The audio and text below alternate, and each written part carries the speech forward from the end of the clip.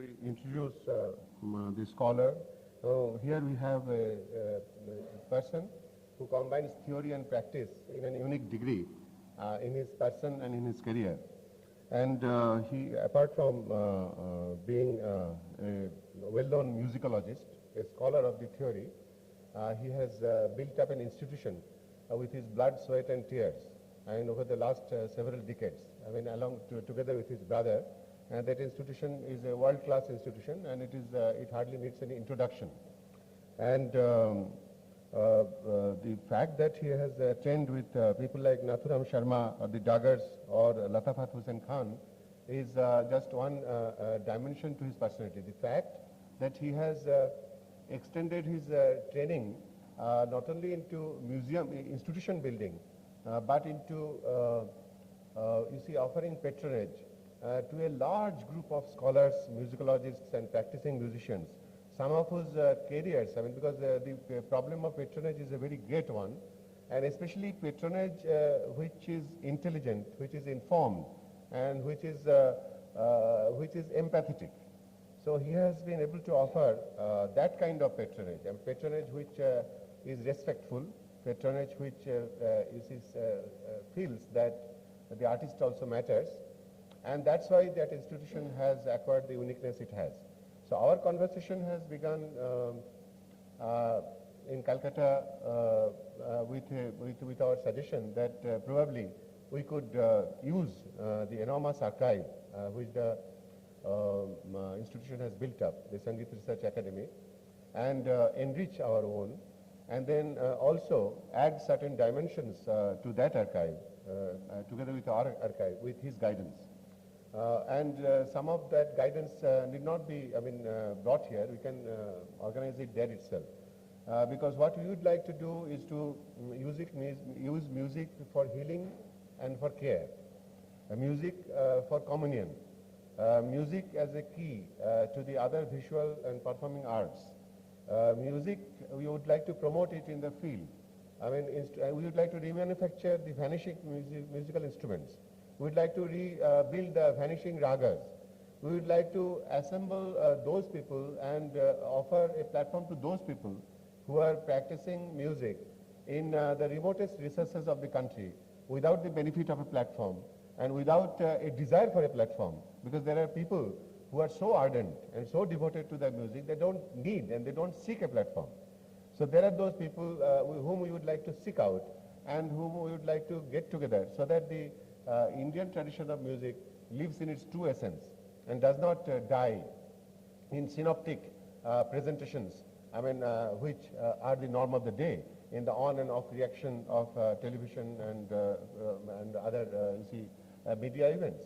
So these are areas in which I am saying all this because this is the mission in which Dr. Kichlu can be one of our finest friends, philosophers and guides.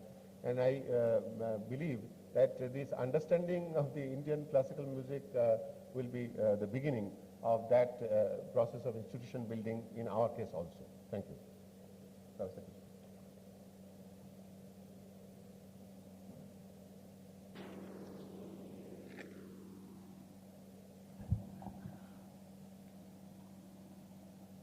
Dr. Chakravarti, all his erstwhile colleagues, ladies and gentlemen. First of all, I would like to thank Dr. Chakravarti and the entire organization, Manav Sangrahalaya, for giving me this wonderful opportunity of coming here and talking to you.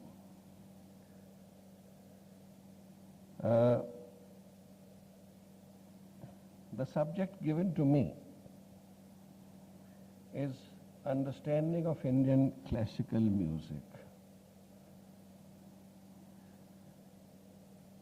The first thing that I would like to tell you all is that I think Indian classical music is perhaps the most difficult subject to study and practice. I think the most difficult thing in the world is to prepare or is to create a classical musician. And we believe that a musician is made actually in 3 lives. Now here I am supposed to make you understand what Indian classical music is in 1 hour's time, so you can understand, appreciate my plight. And for all those who are not initiated to classical music, I have my sympathies, because I don't know how much of music one would be able to understand in just 1 lecture.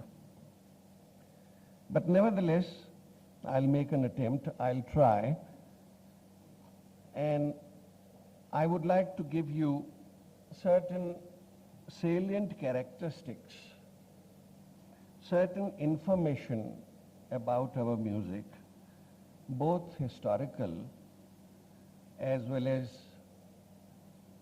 technical, for you to understand what is the character, the temperament, and the basic framework, the basic understanding of Indian classical music is. I'll make an attempt. I will not be reading, although I have written in different papers. So somewhere I'll be reading, but I will explain to you also.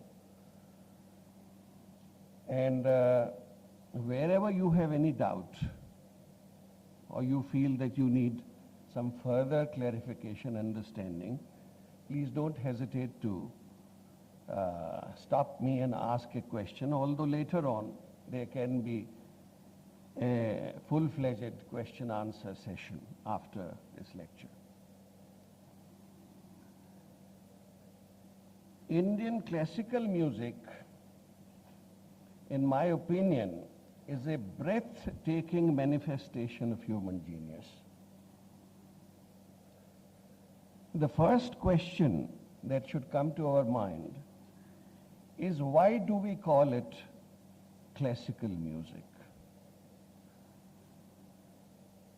Is it because of its antiquity, or because it is opposed to popular music, which is instantaneous? Maybe it is referred to classical music in keeping with the universal norm of calling all art music as classical. I would personally like to call it art music or stylized music, as opposed to popular or folk music, which is spontaneous musical expression without any constructional discipline. In Hindi, we call classical music Shastriya Sangeet. In Urdu, we call it Ilm-e-Mausiqi. So there is Shastra involved in it. There is Ilm involved in it. It is not a natural, spontaneous musical expression, as I tried to explain. The word classical suggests that the discipline has some principles of musical construction, composition, and elaboration. For a trained ear, the sound of a single note or its subtle ornamentation is enough to establish separate identities of classical or folk music. Our stylized or classical music has a recorded history of over 2000 years. In fact, it is perhaps the oldest form of music known to the world. The earliest available Sanskrit treatise, called Natya Shastra, was compiled between 2nd century BC and 2nd century AD. It discusses our music in great detail and phenomenal technical and aesthetic perceptions. Over centuries, this music has undergone many changes, yet its basic principles of melodic and time organization continue in a sense even today. Melody, rhythm, and lyrics are the basic inputs of any music.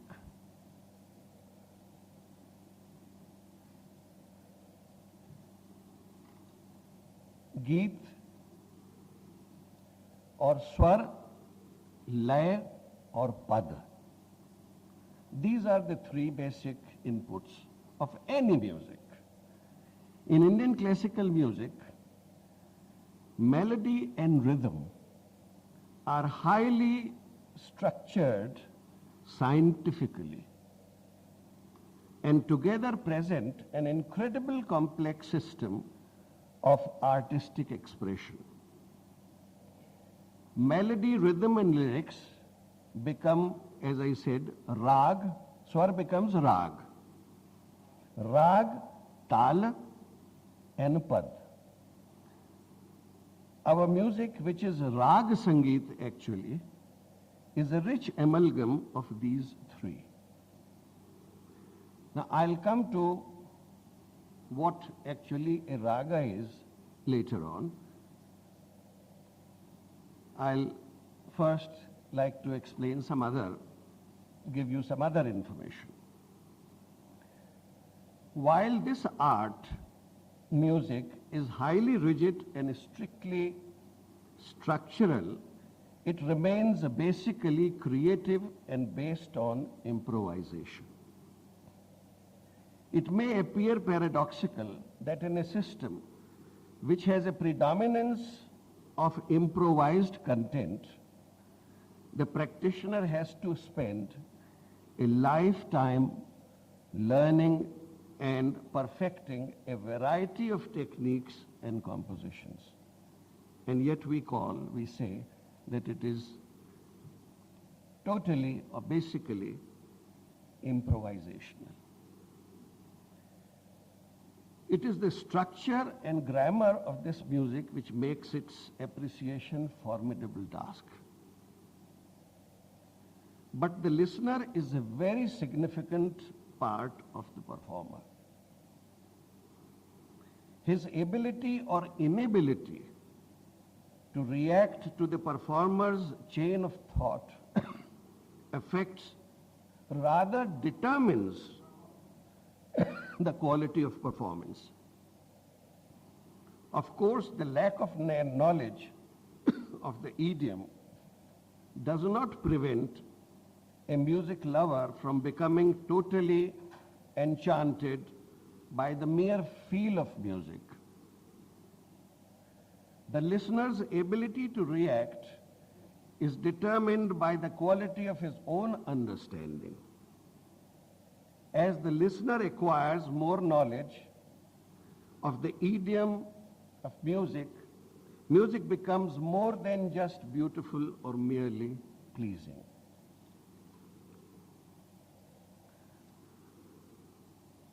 The transmission of performing arts in India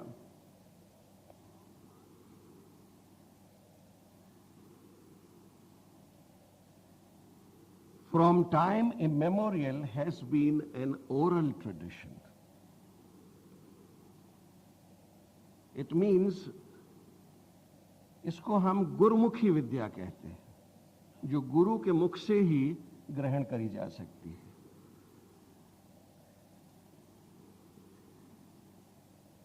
And therefore, the guru becomes the fountain of knowledge, the sole repository of all information and interpretation. The phenomena of Guru-Shishya Parampara, which we call, arises out of these oral traditions. And this Guru-Shishya Parampara is not only confined to music, it is confined to other areas also, like religion, like philosophy. This is in our performing arts and religion. This Guru-Shishya Parampara foundation has been very strong because they have all been oral traditions.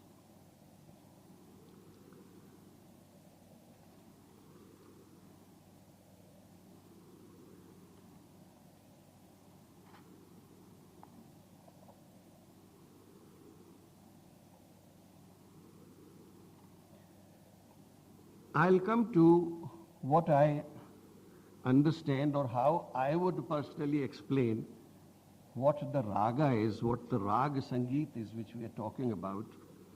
Later on, let me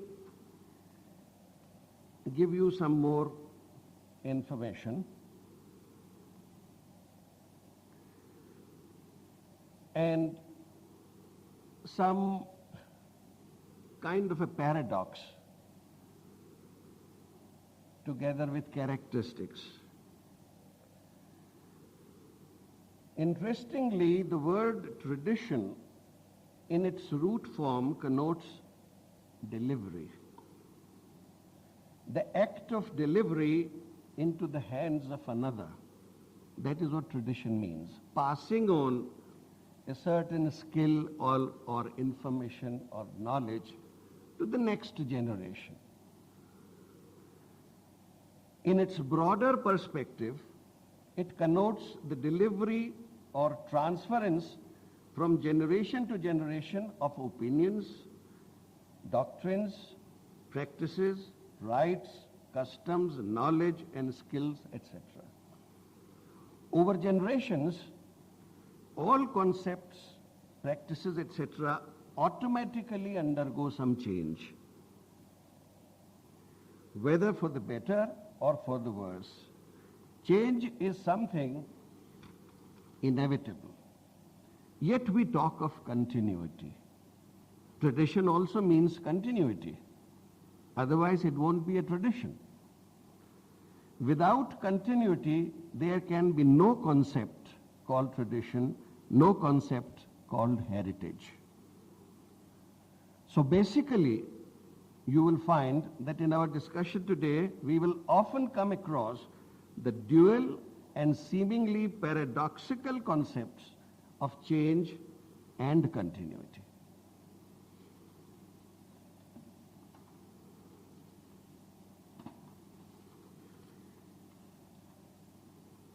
Each individual art has shown a different trend in its historical development. I'm now coming to a very brief historical development of Indian classical music. While classical music and dance can be said to have a long, unbroken, but not unchanged tradition for over 2,000 years, painting, sculpture and architecture have tended to change markedly with times.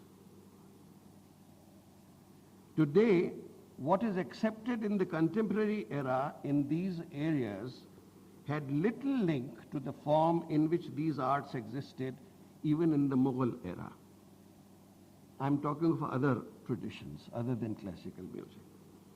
Folk theatre and vernacular literature again show a strong stream of tradition, at least from the medieval period.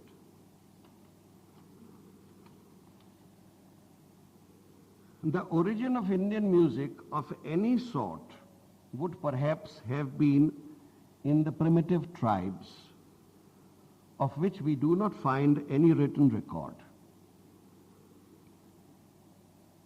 Written records are usually found in the case of classical music, that is, music arising out of certain intellectual and artistic endeavor.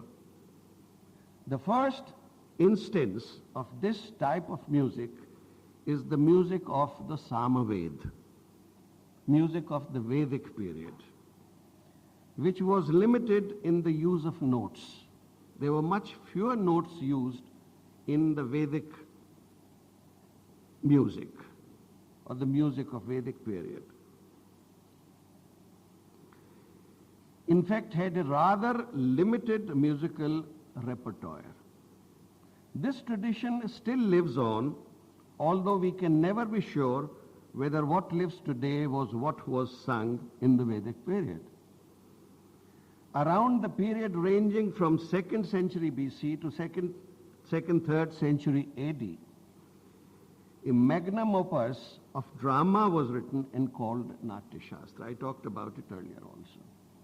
This treatise and other treatises of the period which are found today speak of music within the total context of performing arts coming under the general umbrella of drama. The point to note is that even at that time, scientifically, the music was highly developed. Obviously, music had come a long way from the Vedic times. Let us now determine the basic characteristics of music which have continued to date. Number one, music continues to be melodic as it was in the Vedic period. The concept of raga, I must explain this. Our music is a soloist music. We do not have any concept of actually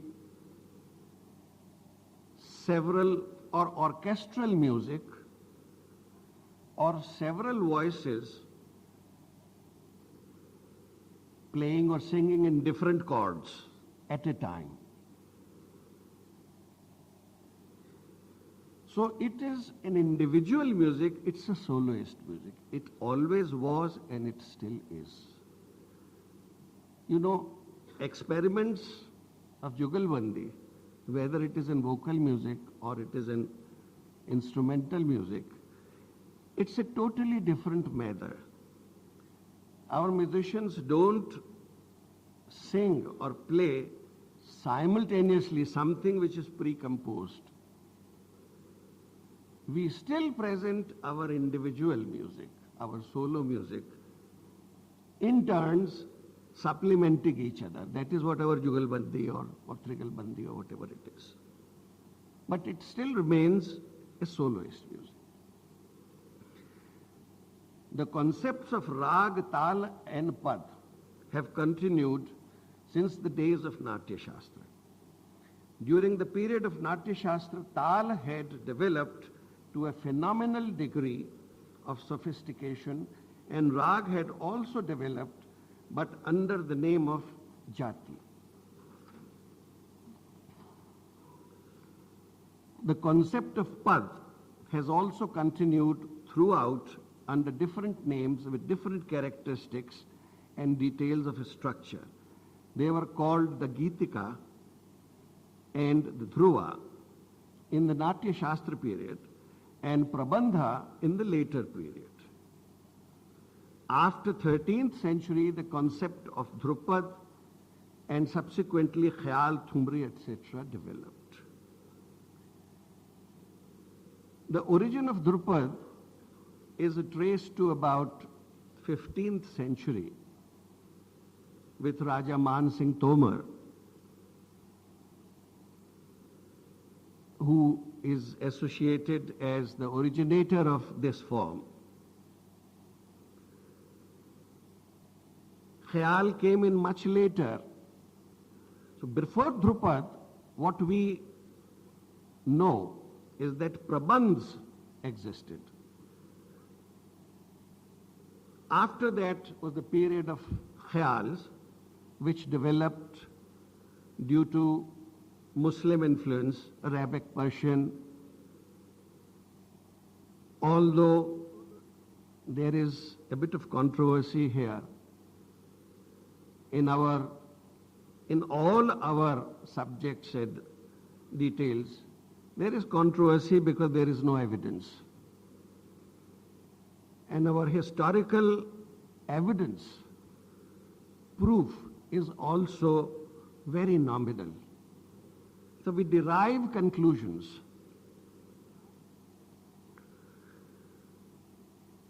It is said that Thumri, the style of Thumri, was created by Wajid Ali Shah, the last of the Mughal emperors.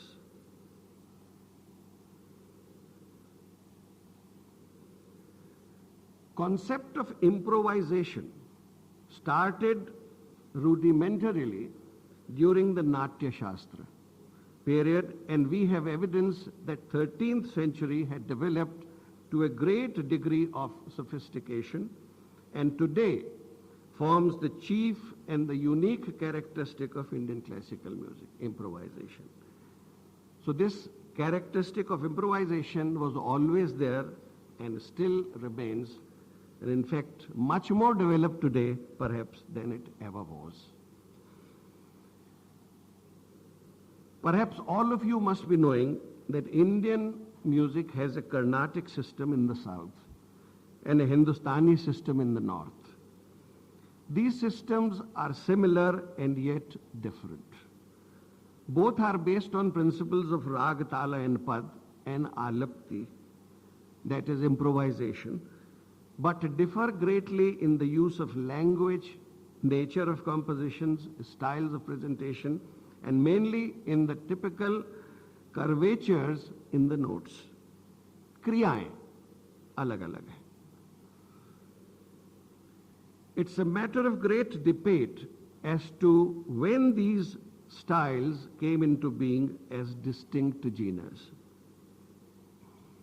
The hard truth is that origins of most of the currently Carnatic music material can be traced back to the 15th century.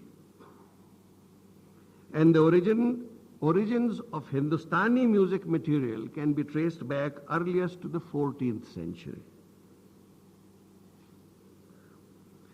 Regarding the music of period prior to this, we have only the written texts to tell us anything. You see, this has been the greatest flaw in our field, that there has been no evidence of what a particular style was before we had this technological development of different kinds of gadgets. In fact, the entire voice culture has changed today. You can imagine that before the advent of microphones or loudspeakers, a musician could only sing to the audience which was in front of him. How far would his voice go in a hall like this or in even a bigger hall? Audiences were much smaller. And today, with the advent of microphones and loudspeakers, the entire voice culture has changed. We have adapted different techniques to suit our voice to the need of a microphone, because we do not sing anywhere without microphone.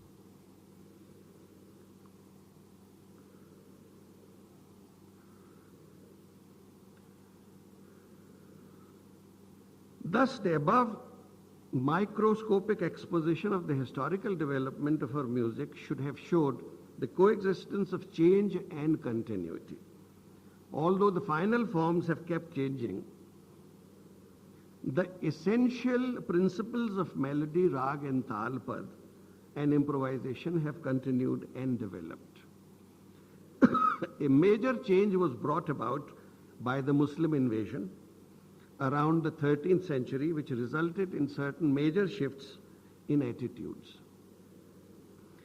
Music had existed as an intellectual study and practice. This lost its premium in music in Muslim era, and scholars believe that for a time musicians had been persecuted, which led them to abandon the theoretical basis and merely preserve their practice to the best of their abilities. Most of the change was wrought within a short span of a century or so, after which it is believed the Raja Man Singh Tomar in the 14th century took the first known step towards cultural resurrection and preservation of our musical heritage by protecting musicians in the court and engaging them in revitalizing and restructuring the music with whatever material was left. This apparently started the Dhrupad era, to which glorious tradition belonged Swami Haridas, Tansen, Baiju Bavra, etc. This was also the beginning of the glorious period of royal patronage to the arts, wherein the Maharajas and Nawabs housed great maestros in their states, gave them a special position in their courts, and provided them intellectual listening and opportunities for development and transference of the tradition. The Dhrupad domination gave way to the Khayal by the 18th century. Muhammad Shah Rangile, being one of the better known royal patrons of this genre, Khayal. But music under this entire medieval period of patronage in courts, especially under Muslim rulers, lost its status as a subject of spiritual endeavor and came to be associated with moral decadence. Musicians and courtesans practiced the arts in concurrence, and it became increasingly difficult to view one class from the other. We all know that Aurangzeb banned music in civil society, and threw out all the musicians outside the city limits. They were ostracized. So since then, music, classical music, more or less went out of respectability and remained confined to the professional singing women, or, or even, male singers who were called mirasis.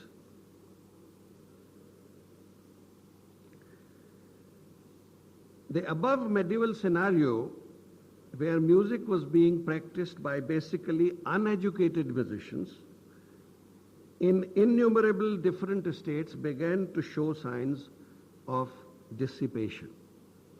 The late 19th and early 20th centuries saw some great pioneers and visionaries like Vishnu Narayan Bhatkhande, Vishnu Digambar Paluskar, and Rabindranath Tagore, who created the following great revolutionary changes in the field. It was due to the social efforts of these great visionaries that music was brought back to respectability after that period of complete decadence and ostracization. The changes were, number one, musical education was introduced in universities and schools in a bid to give respectability.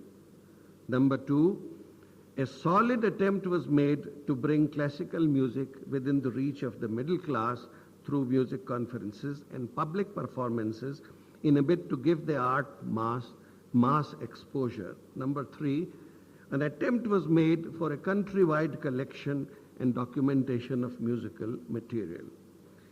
The above were highly laudable and successful attempts which were very necessary at the turn of the century, but they have all led for various reasons to a totally new set of problems which we face today.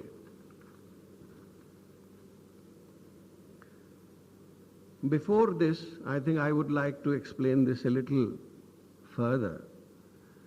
We all know that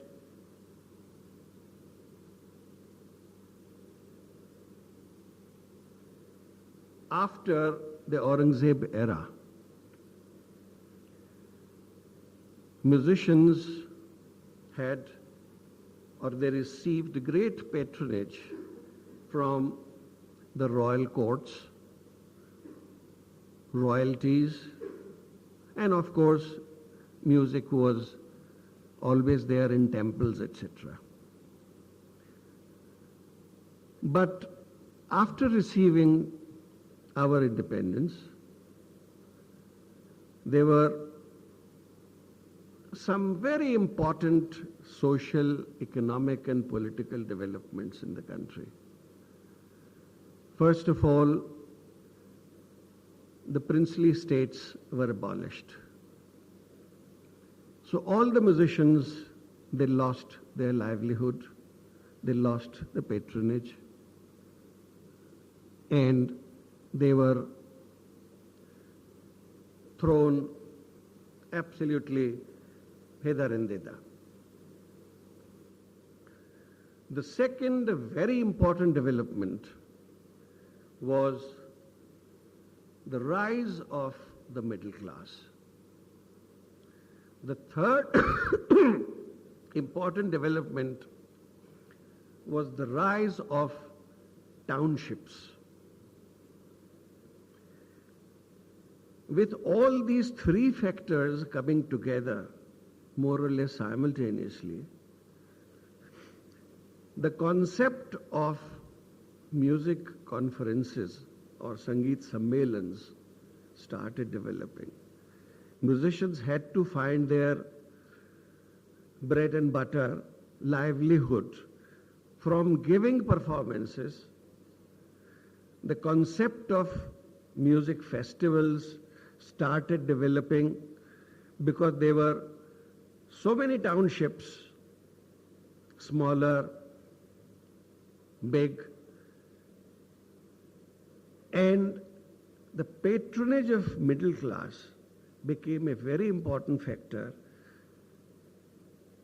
They started taking interest in the music with this, social changes which were brought in by visionaries like Bhatkande ji and Vishnu Digambar Paluskar.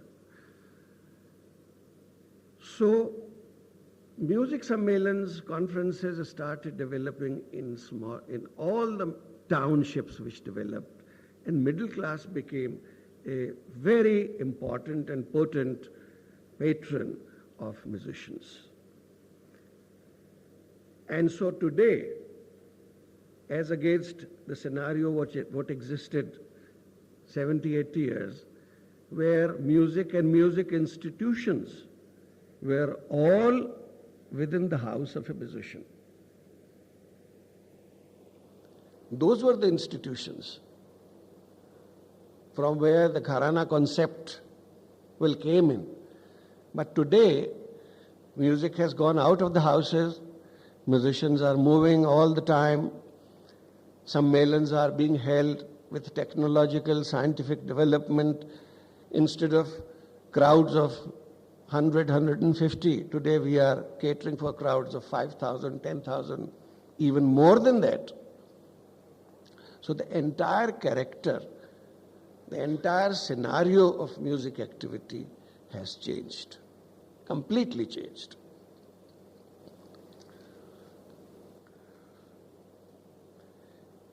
Now the result of all this was, number one, first, the mass popularity of classical music has led to the qualitative excellence of classical music losing its premium.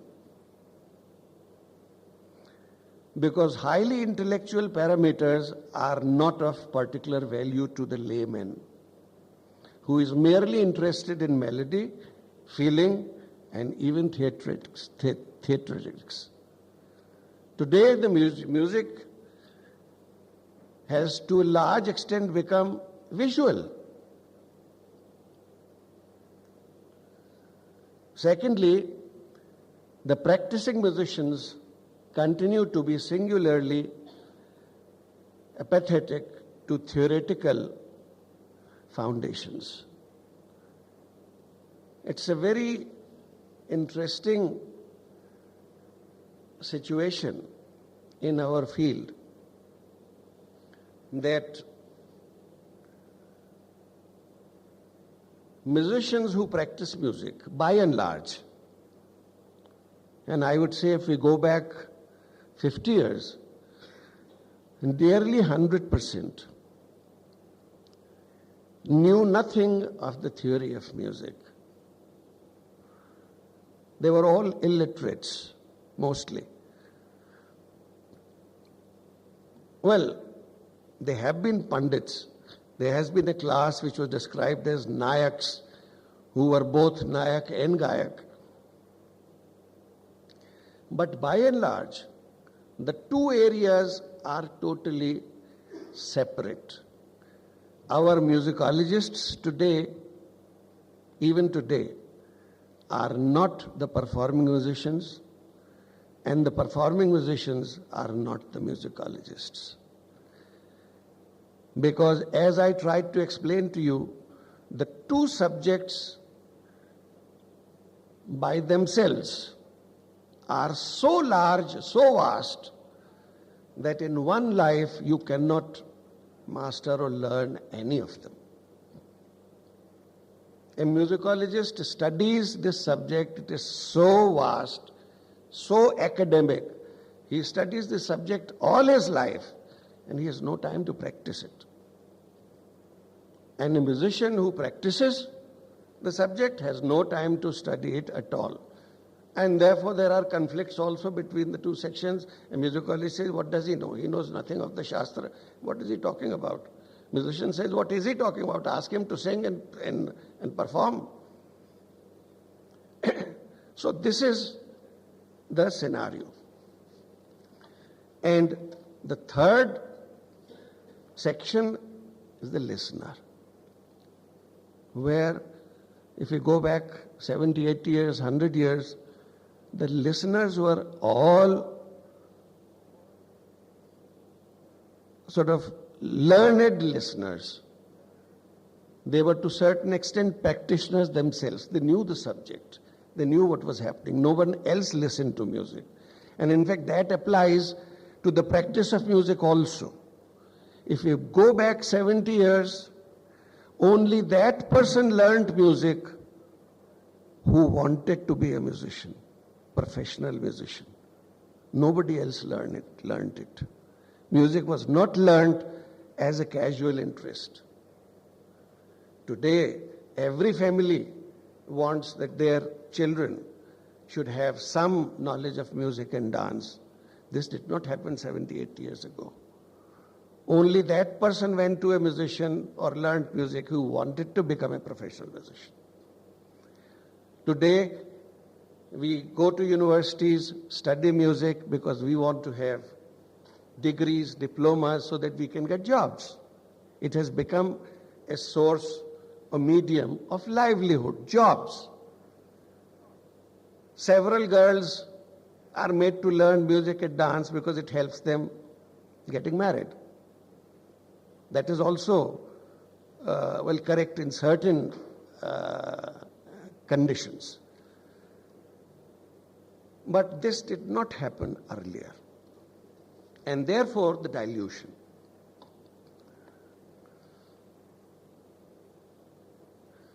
First, the mass popularity of classical music has led to the qualitative excellence of classical music losing its premium because highly intellectual parameters are not of particular value to the layman who is merely interested in melody, feeling, and even theatrics.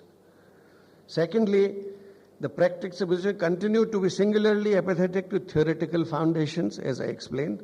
Thirdly, the greatest and the most disturbing casualty has been the traditional system of education under Guru Shishya Parampara, which flourished under the economic protection of royal patronage, and which today, with everybody busy in the music market, has become a totally unviable proposition.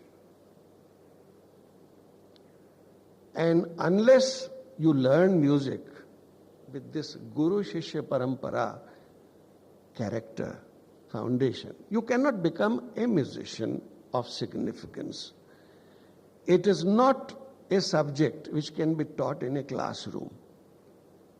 And therefore, even though there have been hundreds and thousands of colleges, schools, universities, academies where music is taught today, and degrees are given galore, bachelors of music, masters of music, even doctors of music, but there is no institution, at least in the last 50 years, which has produced musicians, performing musicians of significance. Very few. One exception is your Gundecha brothers are sitting here, of this Bhopal Bharat Bhavan, which had this institution, which has produced them. Of Guru Shishya Parampara system of training has collapsed. We have to revise. I mean, for qualitative sustenance, this is the only way music can be taught and learned. Fourthly, I'm sure Dr. Chakravarti will be very angry with me when I read this. Fourthly, the government has taken on the role of a patron through government-owned media and various state-owned academies, primarily for propagation, collection, documentation, and instruction of music, but have failed miserably in all directions. And I hope this Sangrala is going to be exceptional and prove that this observation is wrong. And I'm sure it will.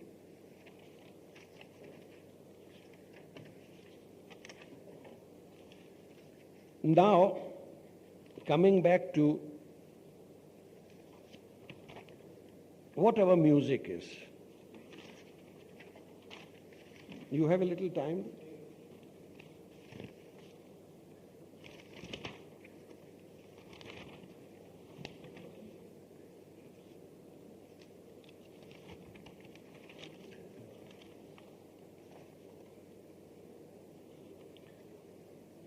I told you earlier that our music is basically Rag Sangeet.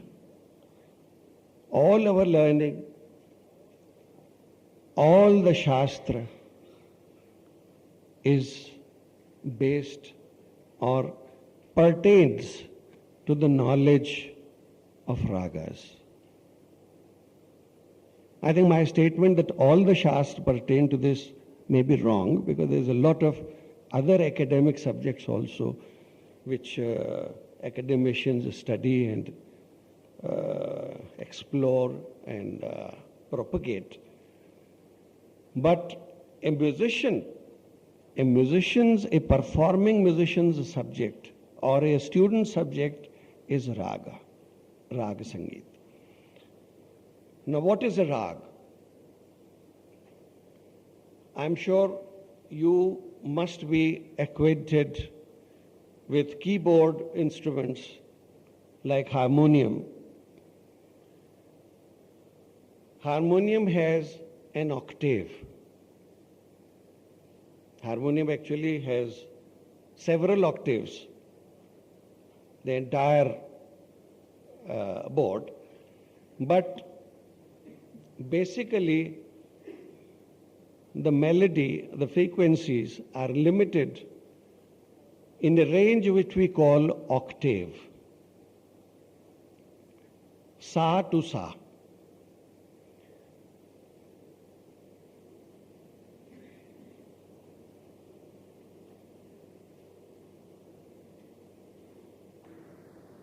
Re falls down. This is Komal Re. Ga falls down. This is Komal Ga. There is no note in between Ga and Ba. Ma is the only note which goes up. So it is Tibra Ma. Then Pa. Now you will also see in this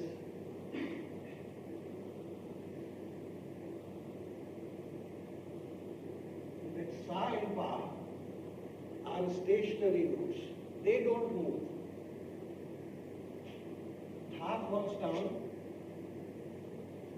is Komal Tha. Ni falls down is Komal. So in order,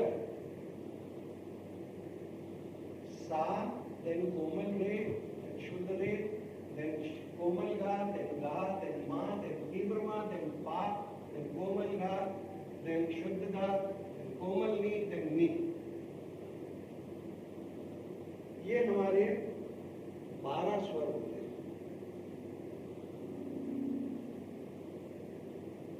और सारा राग संगीत इन 12 स्वरों में ही होता है. तो now what is a राग?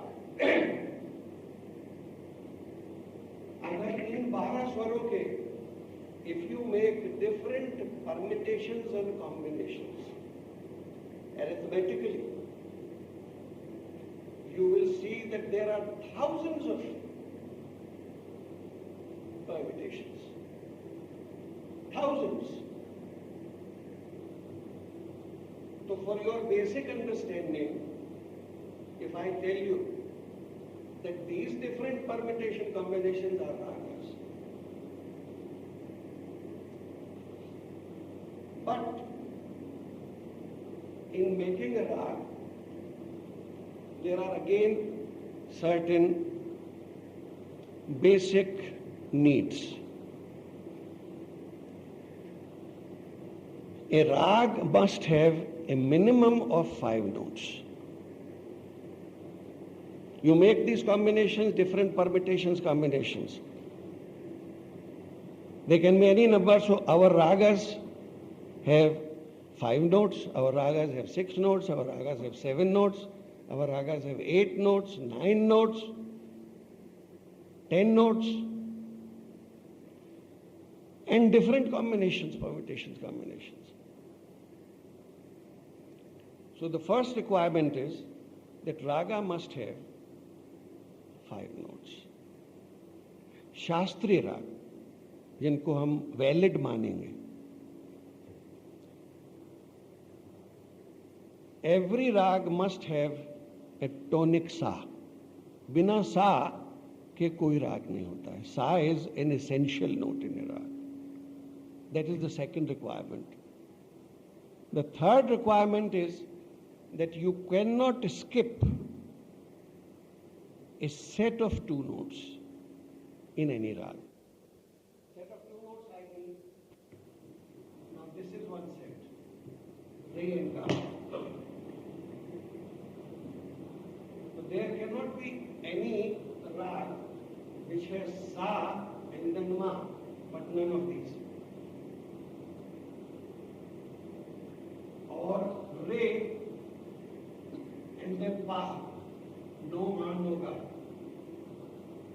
Shastriya rag. So you cannot skip 2 sets of notes.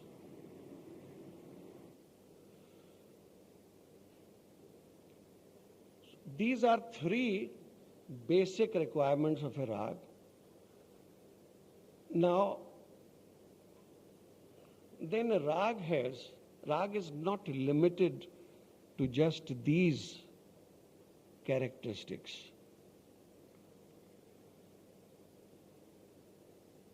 When you select a rag has a specific melodic frame out of these notes, as I said, maybe of 5 notes, 6 notes, 7 notes. I'll come to it, explain it later on. So a rag will have its own rule of ascend and descend, जिसको हम कहते हैं आरोह और अवरोह. हर राग का अपना अलग स्पेसिफिक रूल होगा कि असेंड आरोह में इस तरह से हम ऊपर चढ़ेंगे और अवरोह में इस तरह से नीचे आएंगे. सिर्फ नोट लेके कि आपने किसी भी तरह से वहां तक चले गए, किसी भी तरह चले आए, वो राग नष्ट हो गया, डिस्ट्रॉय हो गया. This is the first principle. Second principle is that every rag has some characteristic phrases, specific phrases, जो हमें जानने पड़ेंगे और जो उसी तरह से यूज करने पड़ेंगे उसमें.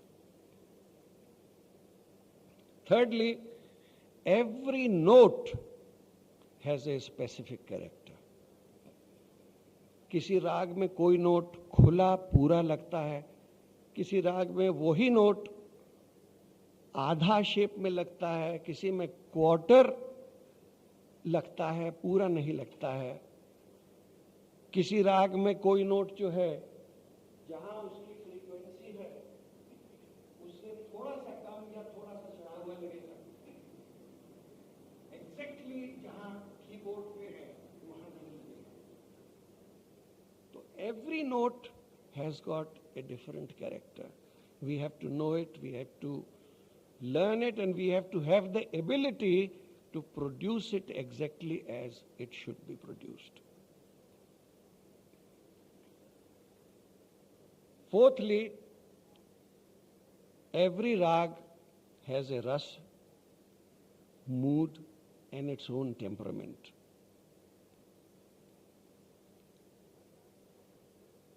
हर राग का एक कैरेक्टर अलग होता है जिसको हम मानते हैं, रस अलग होता है.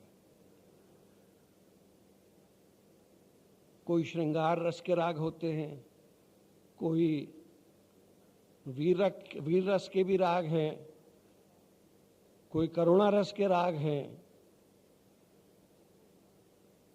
कुछ रागों का एक स्पेसिफिक कैरेक्टर हमको बताया जाता है, गुरु बताते हैं. अब ये सब these are all sort of subjective things. जैसे हमें बताया हमारे गुरु ने कि भैरव राग जब सीखते हैं तो एक जनरल कैरेक्टर भैरव राग का ऐसा है कि सूर्य उदय हो रहा है और जो गाने वाला है वो सूर्य नमस्कार कर रहा है. तो उस राग के कुछ फ्रेजेस ऐसे हैं कि नीचे डिप करके जब गर्दन यूं उठाई जाती है और सूर्य के दर्शन किए जाते हैं, उस फ्रेज का वो कैरेक्टर होता है. भैरव का ऋखभ जो जैसा मैंने आपको बताया कि अपनी जगह से थोड़ा नीचे या चढ़ा के लगाया जाता है, तो जैसे कोमल ऋखभ है उसमें अति कोमल ऋखभ, उसका कैरेक्टर ये बताते हैं कि जब सूर्य देवता को नमस्कार कर रहे हैं तो लोटे से जल जो गिर रहा है, तो वो जल गिरने की जो क्रिया है और जो आवाज है वो ऋखभ का कैरेक्टर है. तो इस तरह से गुरु राग के कैरेक्टर को, राग के फ्रेजेस को, राग को आपको बताते हैं.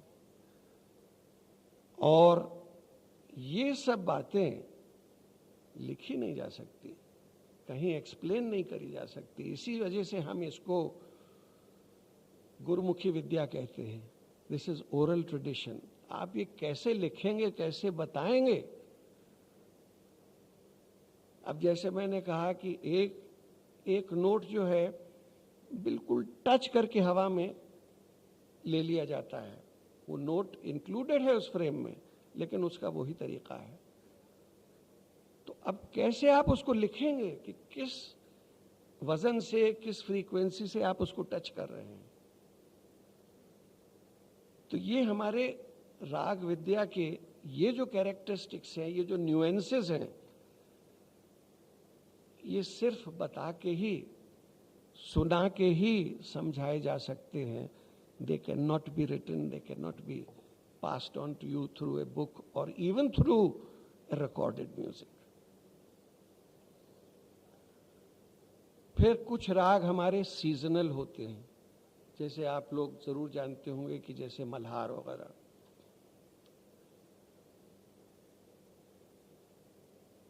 बसंत, बहार, ये सब एक पर्टिकुलर सीजन में गाए जाते हैं. मल्हार का वक्त अलग होता है, हर वक्त हम लोग मल्हार नहीं गाते हैं.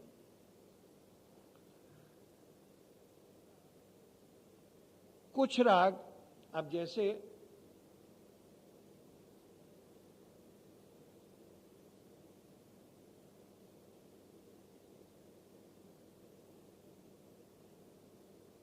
हम अपने ऑक्टेव को दो भागों में बांटते हैं. इस फर्स्ट हाफ जो सा से मां तक होता है उसको पूर्वांग कहते हैं. जो सेकंड हाफ पा से और ऊपर के सा तक होता है उसको उत्तरांग कहते हैं. कुछ राग ऐसे होते हैं कि जो उत्तरांग प्रधान होते हैं, जो ज्यादातर इस फ्रेमवर्क में गाए जाते हैं. ये नीचे के नोट कम लगते हैं. कुछ राग ऐसे होते हैं जो पूर्वांग प्रधान होते हैं, जिनमें ये नोट ज्यादा यूज किए जाते हैं, ये कम यूज किए जाते हैं.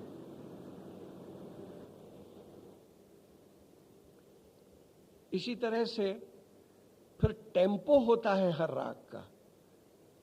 कुछ राग फास्ट टेम्पो के होते हैं, कुछ राग स्लो टेम्पो के होते हैं. तो राग विद्या इतनी बड़ी विद्या है कि पहले तो इन सब चीजों को, और देखिए कोई 8, 10, 20, 25, 50 राग नहीं है.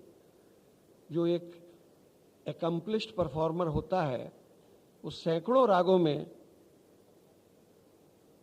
उसका दखल, उसका अभ्यास या उसका अधिकार होना चाहिए. ये सब बातें पहले वो जाने कि इस राग का क्या कैरेक्टर है, क्या इस राग के जितने नोट लगते हैं किस तरह से लगते हैं, उनका हर नोट का क्या कैरेक्टर है, और उसके बाद उसका अभ्यास वैसा करे. सिर्फ जानना ही काफी नहीं है, फिर उसको अभ्यास करना पड़ता है. तो ये इतनी इंटेंस, इतनी डीप, इतनी कठिन ये विद्या है कि इस वजह से हम कम से कम आधी लाइफ तो अपनी गवा देते हैं इसको समझने में और सीखने में. आजकल जो टेंडेंसी हो गई है कि थोड़ा सा सीखा, 2, 4, 10 राग गा लिए, उन्होंने कहा हमको तो रेडियो आर्टिस्ट बनना है. रेडियो आर्टिस्ट भी पहुंच कर करा के किसी तरह से बन गए, अब परफॉर्म भी करना है. तो इससे हमारे जो विद्यार्थी हैं या नवयुवक कलाकार हैं, उनकी जो बढ़ती है, वृद्धि है, वो नष्ट होती है. हम जब तक सिद्धांत ये फॉलो करते हैं कि एक लेवल तक न पहुंच जाए, गुरु हमको उस लेवल तक न पहुंचा दे, और फिर गुरु इजाजत दे कि हां अब तुम बेटा तैयार हो गए हो, अब पब्लिक के सामने आओ, तब हम परफॉर्मेंस करनी शुरू करते हैं, तब कलाकार बनता है. So this is a very very intense, in depth, very difficult process. और इस वजह से इसको हम बहुत ही मुश्किल सब्जेक्ट मानते हैं और हम ही नहीं मानते हैं. Now we have reached a point that the entire world has started realizing it, acknowledging it. And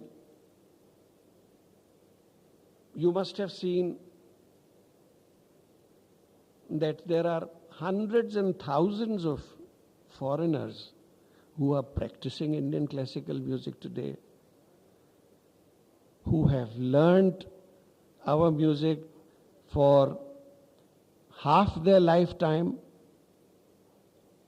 There are even contemporary Western composers who are using Indian classical music in their compositions, in their themes, subjects.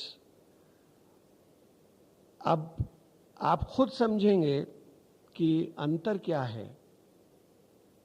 Western music जो है उसमें subject matter जो है कहीं से भी लिया जा सकता है. जो एक कंपोजर है, he can create music, he can create his subject, his theme, even from the noise of a bird, noise of a rivulet, noise of a train,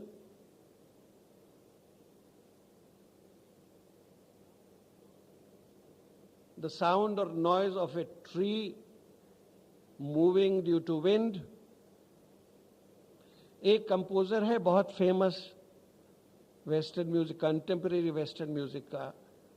उन्होंने हमारा जो तानपुरा इंस्ट्रूमेंट है, जो सिर्फ जिस पे कुछ बजाया नहीं जाता, उसके 4 तार हम यूं बजाते हैं एक वोकलिस्ट को स्वर और उसका स्वर का सहारा देने के लिए. लेकिन it is the most unique instrument in the world and the most beautiful instrument now musicians are accepting. जब उसके स्वर बजते हैं तो उसमें से हार्मोनिक्स निकलते हैं.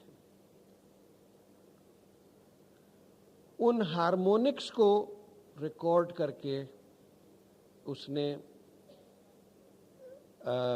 एम्प्लीफाई किया है और उन हार्मोनिक्स से सारा म्यूजिक कंपोज किया है, तानपुरे के हार्मोनिक्स से. तो हमारे म्यूजिक का एप्रिसिएशन, हमारी जो विद्या है वो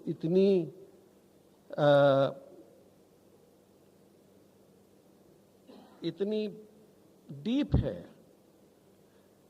और इसका एक सबसे बड़ा जो सबूत है, प्रमाण है, वो ये है कि जैसा मैंने आपको अभी बताया कि 2000 साल से कम, इनफैक्ट अगर हम वैदिक पीरियड में जाएं तो हजारों साल हैं. और आज हमारे कुछ म्यूजियम हैं इस देश में जिन्होंने किताबें, लिटरेचर पढ़ के वैदिक पीरियड का म्यूजिक क्या था, या बहुत से जो प्रीस्ट्स होते हैं, बनारस में बहुत से हमारे प्रीस्ट्स हैं जो जब श्लोक आप पढ़ते हैं तो बिल्कुल वैदिक पीरियड में जो एक मेलोडिक फ्रेम होता था उससे पढ़ते हैं, उनको लेके. पर वो उन्होंने अपने गुरु से सीखा. Thank you.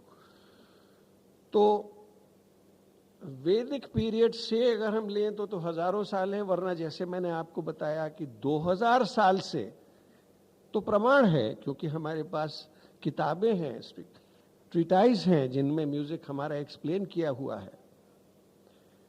2000 साल से हमारा म्यूजिक कायम है. हमारी कंट्री कितने बार कॉन्कर कर ली गई, विदेशियों ने कॉन्कर किया और हर चीज को नष्ट किया, लेकिन हमारी इस विद्या को, इस कला को नष्ट नहीं कर सके. और वो इस वजह से भी क्योंकि ये ओरल ट्रेडिशन था. नष्ट क्या करते, आज और डिसिप्लिन्स हैं, वेस्टर्न डिसिप्लिन्स हैं, जितने उनके कॉम्पोजिशंस हैं, लिखे हुए हैं, आज हम उनको जला के फेंक दें, सब खत्म हो जाएगा। हमारे यहाँ कोई चीज़ लिखी हुई नहीं रहती।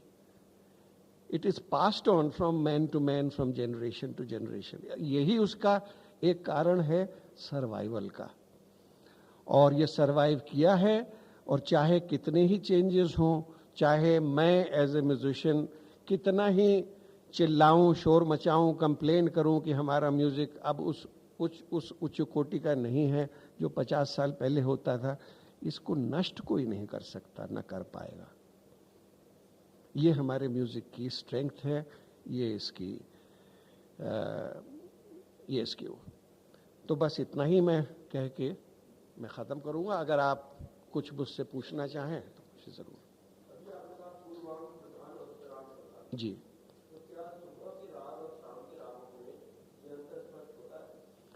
हाँ, सुबह के रागों में अलग ये अंतर होगा, शाम के रागों में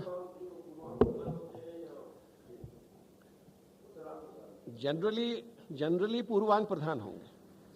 हाँ, और उत्तरांग प्रधान जो है वो ये रूल नहीं है कि साहब कि ज्यादातर जो राग है वो पूर्व उत्तरांग प्रधान होंगे, लेकिन ज्यादा उत्तरांग प्रधान राग जो हैं वो आपको शाम के सेट में मिलेंगे। ये बस ऐसा।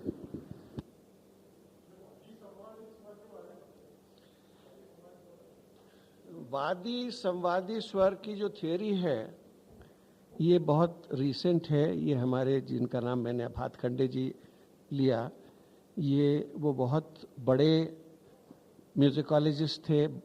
वो उनमें से थे जिनको हम नायक कह सकते हैं, जो म्यूजिकोलॉजिस्ट भी थे, जो गायक भी थे। और इनफैक्ट हमारी जो एक स्क्रिप्ट बनाने का जो क्रेडिट है वो उन्हीं को जाता है। तो उन्होंने रागों को जो एक कंपार्टमेंटलाइज किया है, एक तो ठाठ बेसिस पर उन्होंने क्या किया कि जितने भी राग थे उनको 10 ग्रुप्स में एक सिद्धांत खोज के निकाल के 10 ग्रुप में डाला, जिनको 10 ठाठ कहते हैं। और उन्होंने ये बताया कि हर राग में एक वादी स्वर होता है जो सबसे प्रोमिनेंट नोट होता है, जिसको सबसे ज्यादा यूज किया जाता है, और एक संवादी स्वर होता है जो कैप्टन और वाइस कैप्टन के तरह से। तो ये है वादी और संवादी। सब म्यूजिशियंस इसको मानते नहीं। पुराने म्यूजिशियन, पुराने अभ्यास में, पुरानी विद्या में जब ये थ्योरी नहीं थी, कोई नहीं जानता था वादी स्वर क्या है। और ज़्यादातर म्यूजिशियंस, ज़्यादातर तो नहीं कहूँगा, पर बहुत से म्यूजिशियंस अब भी यही मानते हैं कि भाई वादी संवादी स्वर जो है इसका कोई ऐसा सिग्निफिकेंस नहीं है।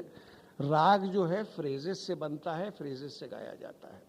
राग का कैरेक्टर होता है, फ्रेजेस होते हैं, हम उनको कायम रखें, उनको समझें, तो हम राग नष्ट नहीं करेंगे, राग कायम रखेंगे।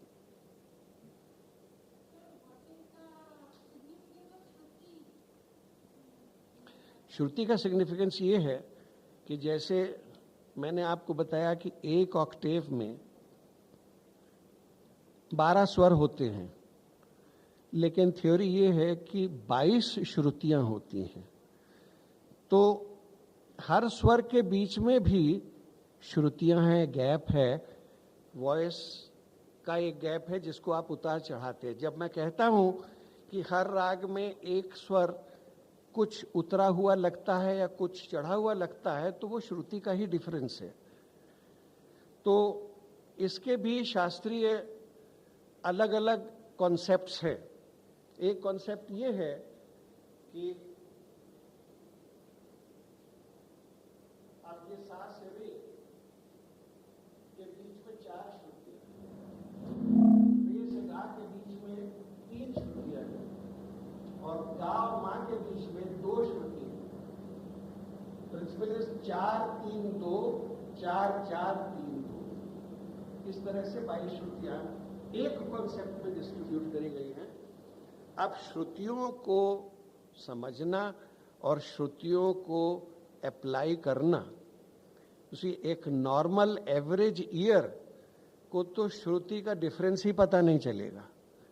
It is only a trained ear which will first know कि भाई श्रुति डिफरेंस क्या है, और उसको अप्लाई करना तो बहुत ही मुश्किल है।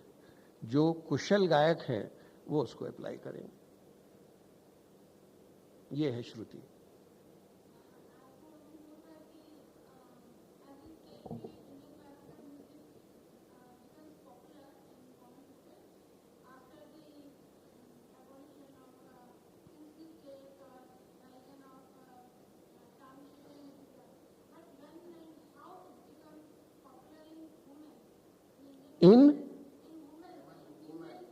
इन फीमेल्स, हाँ, तो वही मैंने आपको बताया ना। देखिए, पुराने ज़माने में जब मुगलों के राज में जब म्यूज़िक को वो स्थान नहीं मिलता था, क्योंकि ये कहा जाता है कि इस्लाम में म्यूज़िक एक्सेप्टेड नहीं है, एक ही म्यूज़िक, एक ही कैरेक्टर म्यूज़िक का एक्सेप्टेड है जो म्यूज़िक खुदा के लिए गाया गया हो।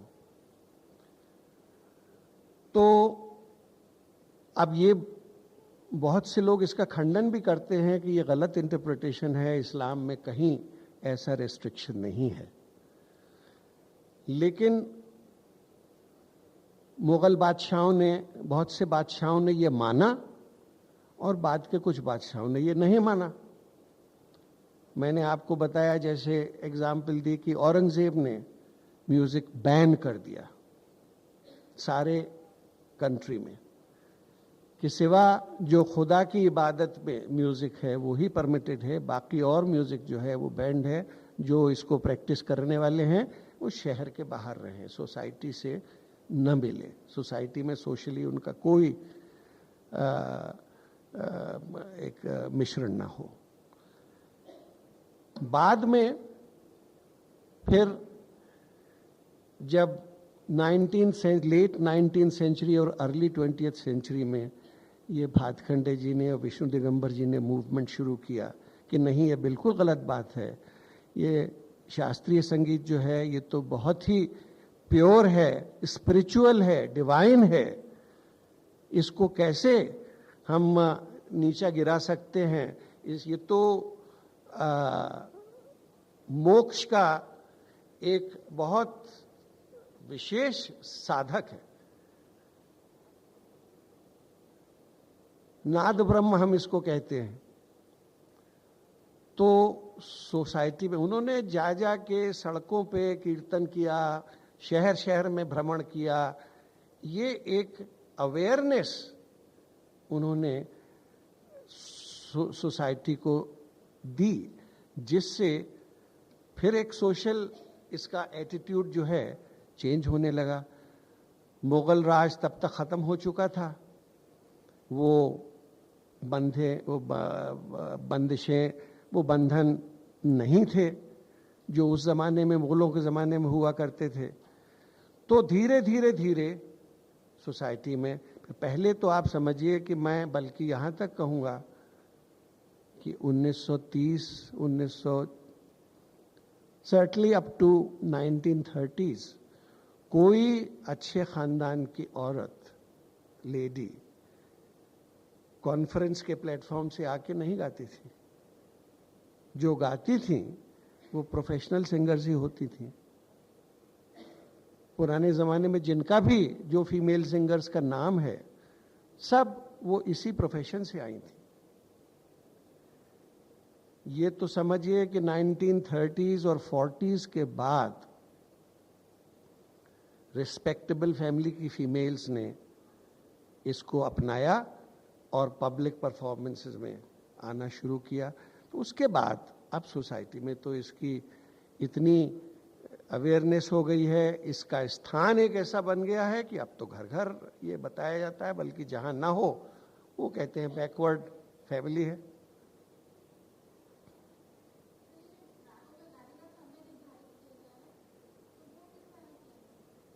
देखिए, ये एक बड़ा कंट्रोवर्शियल सब्जेक्ट है। ये जिन विद्वानों ने किया है, अब उसके पीछे जो भी उन्होंने एक बेसिक रैशनल अप्लाई किया है वो सब नहीं मानते हैं। अब आज आप यूं देख लीजिए कि मैंने आपको बताया 2 पद्धतियां हैं हिंदुस्तान में गाने का, शास्त्रीय संगीत की, एक कर्नाटक पद्धति, एक हिंदुस्तानी पद्धति। कर्नाटक पद्धति में टाइम थियरी रागों की है ही नहीं, वो कोई भी राग किसी वक्त गाते हैं। सिर्फ ये हम नॉर्थ इंडियन पद्धति में मानते हैं और हम लोग मानते हैं, लेकिन इसका जो कुछ भी एक्सप्लेनेशन है वो प्रमाणित है कि नहीं ये मैं नहीं कह सकता। शायद आप लोग कुछ बता सकें। कोई प्रमाण है राग थ्योरी के लिए?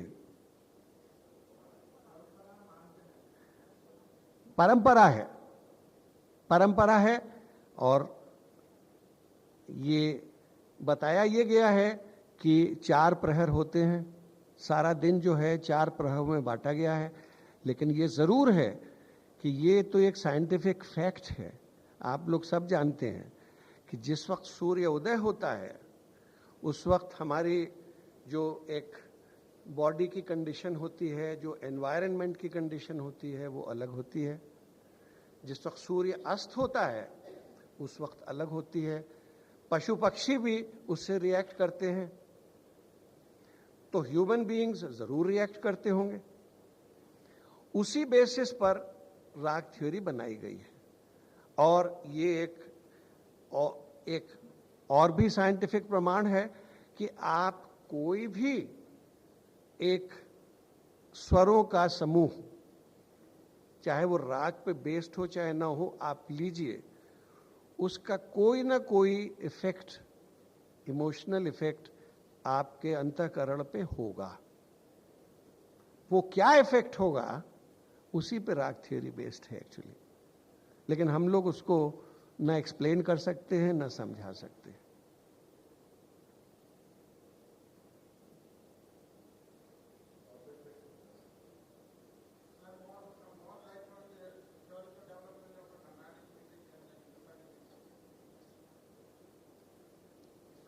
कर्नाटिक म्यूजिक पे तो मैं नहीं कह सकूंगा। अब आप हिंदुस्तानी म्यूजिक पे आप मुझे स्पेसिफिकली पूछें तो मैं बताऊं। मैंने बेसिकली तो आपको बता दिया कि हमारे पास जो सबसे पहला ग्रंथ है वो है नाट्य शास्त्र।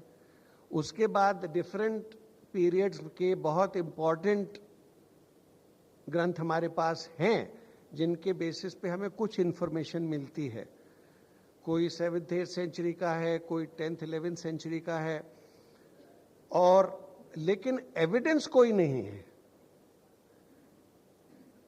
तो इतना ही हम जानते हैं कि वैदिक पीरियड के बाद, या जिसको हम जातियां कहते थे, उस म्यूजिक के बाद, या जैसा मैंने आपको बताया कि ध्रुव जाति और ध्रुव, इनके बाद जो पीरियड आया उसमें प्रबंध गाए जाते थे।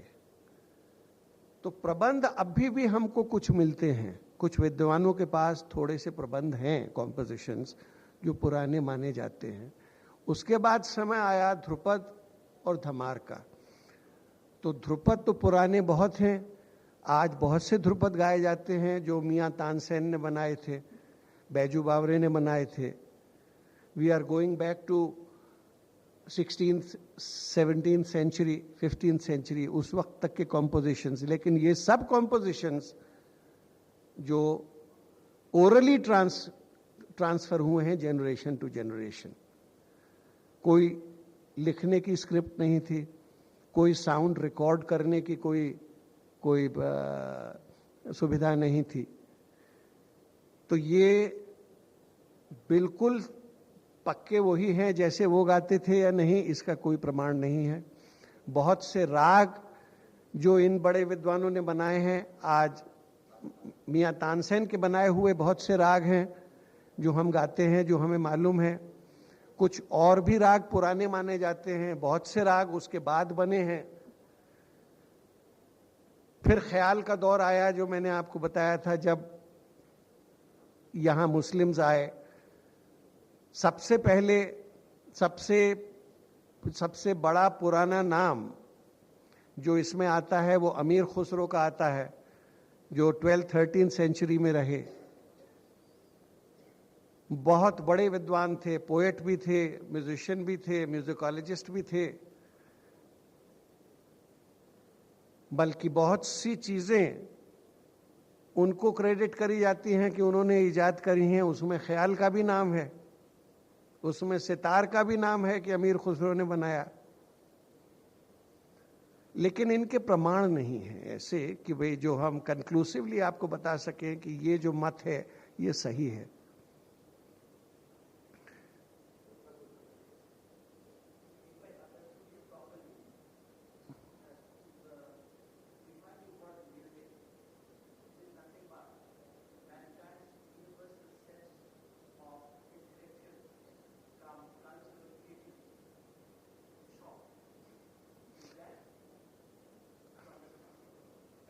Describe cultural creativity. Creativity is creativity.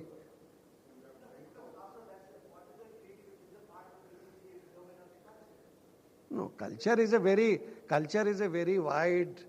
Culture does not mean music only. Huh.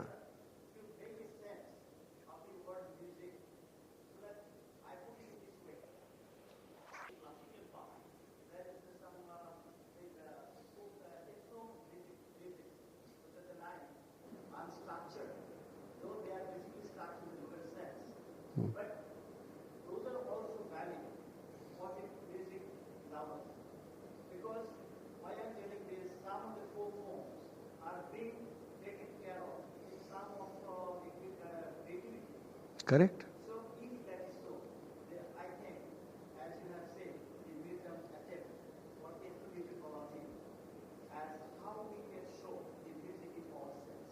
Can you? No, I think you, sir, you have not understood me properly. I never said that musical creativity does not touch these areas. All I said, in fact, music, how was music first of all identified? How did it begin? The first thing is the cry of a child. There must have been some music in it. The second thing perhaps is coming from nature, the bird, the sound of the bird. वो भी तो music है, वो भी तो एक sound है ना. Now then, intellectualism, a man's intellect started functioning, and therefore, in the earliest times that we know, music was defined and confined to only few notes, 3, which we called the Vedic period. Those practitioners, those learned people discovered and practiced and probably felt that music, the voice, was only confined to 3 or 4 notes. Then there was further experiments and intellectual activity of some people. Then it became 5 notes, pentatonic. Today it is 7 notes. This is universal. Now there is another area which you are touching, that how is music made? How is it derived? Of course, tribal music, folk music are very important ingredients, very important sources of any intellectualism. In fact, there is a distinct explanation that lot of our rags have come from folk music. And one of our great musicians, Bade Ghulam Ali Khan Sahab, who died only in 1968, he has associated music of a particular region with a particular rag. Folk music of that region has given origin to this rag. Folk music of that region has given origin to this rag. These activities, these explanations are all there. I never said that this intellectualism does not cover folk music. It does. All I have said is that folk music and tribal music does not have any scientific construction of music. Classical music has given a scientific shape. Lay is scientifically constructed. Melody is scientifically constructed, as I tried to explain. All our ragas have a certain specific scientific construction. All our compositions have a... This is all I said.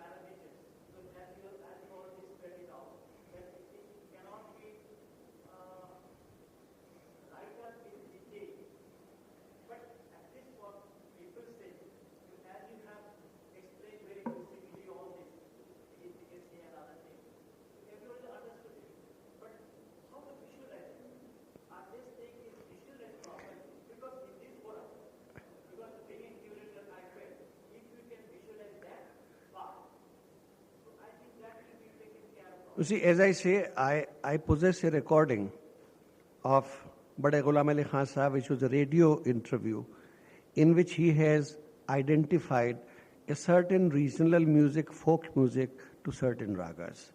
And he has demonstrated it, that out of this melodic frame, this rag has come out. This kind of study will have to be done by experts. And I'm sure some further sort of areas, dimensions will be created and will be known. It's only a question of some experts working on it. Say that. All I would like, all I know and I maintain that up to a certain time there was one music. It is not that South Indian music has come out of North music or North Indian music has come out of South music.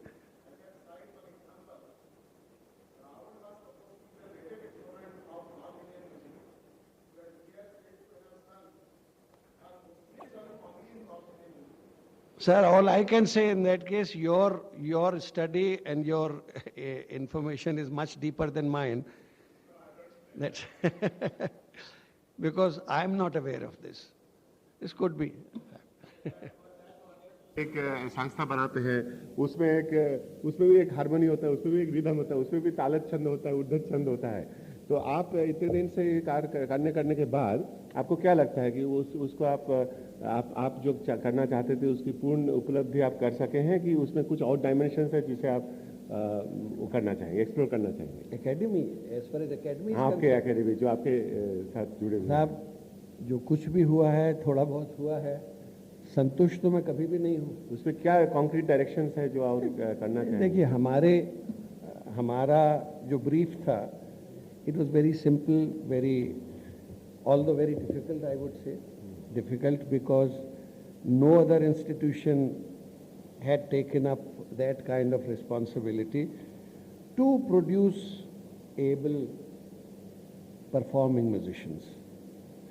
And we have been just doing it for the last 20 years, and we feel very happy, very satisfied now that we have been, from our institution, so many youngsters have come out who are taking the leading position in this generation. And at least 2 of them have taken the leadership of this generation. But it does not mean that things cannot be improved, you cannot go further.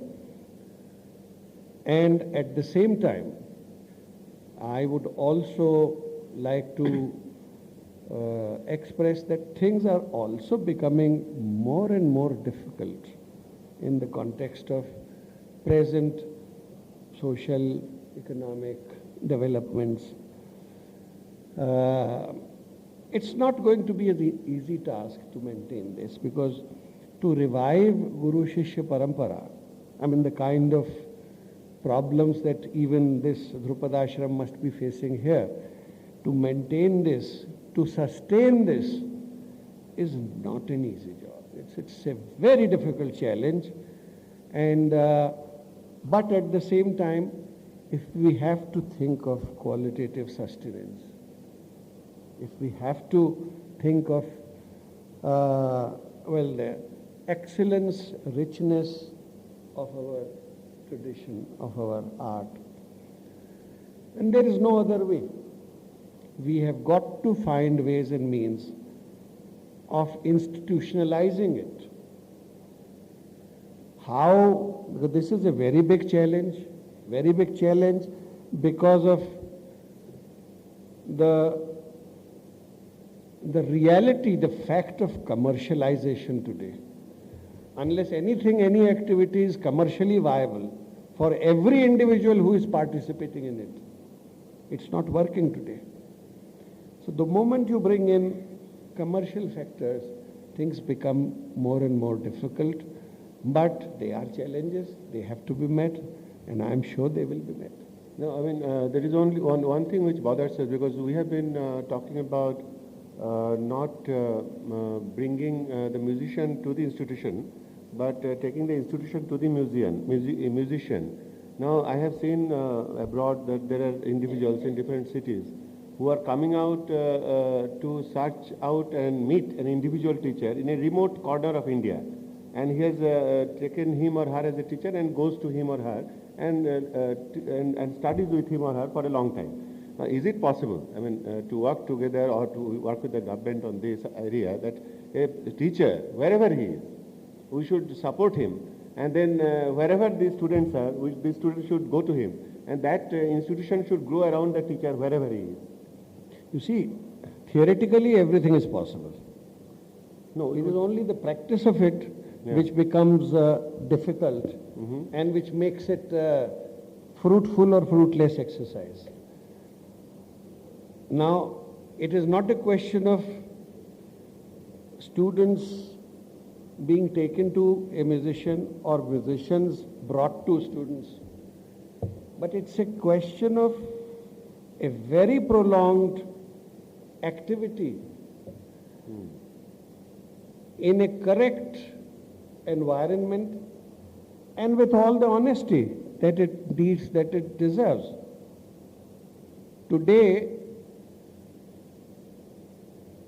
I'm sorry to say so, but then this is what my feeling is, that I notice that the quality of a human being,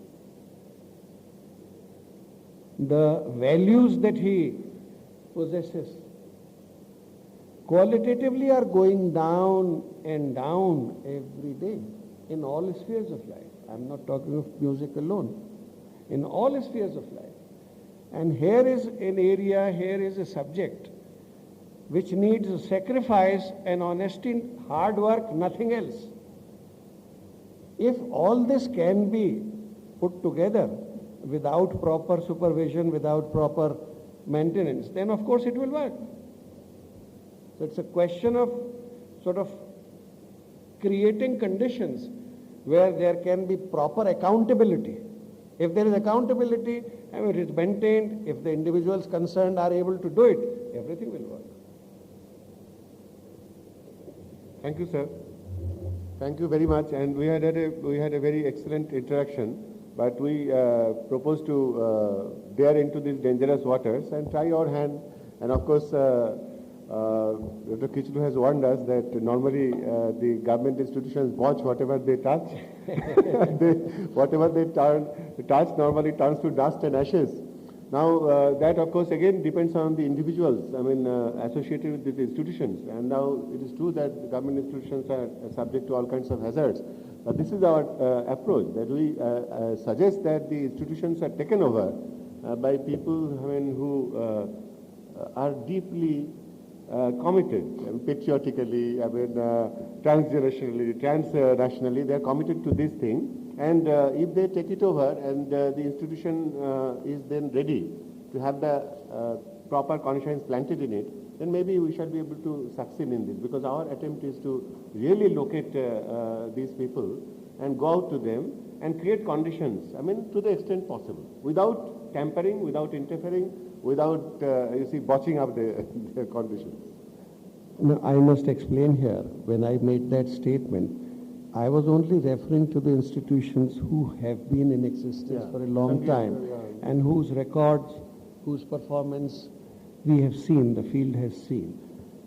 I have no hesitation and I have full faith and confidence that this institution, which is starting on the right lines, in the right pattern, and with a dynamic leadership like yours, will be able to fulfill its objectives very successfully, very proudly, and very constructively. And as far as my faith and my cooperation is concerned, it will certainly be. To institutionalize the arrangement, sir, because it doesn't depend on any individuals. Thank you very much, sir. Thank you. Thank you all. आपका चाय ले लिया?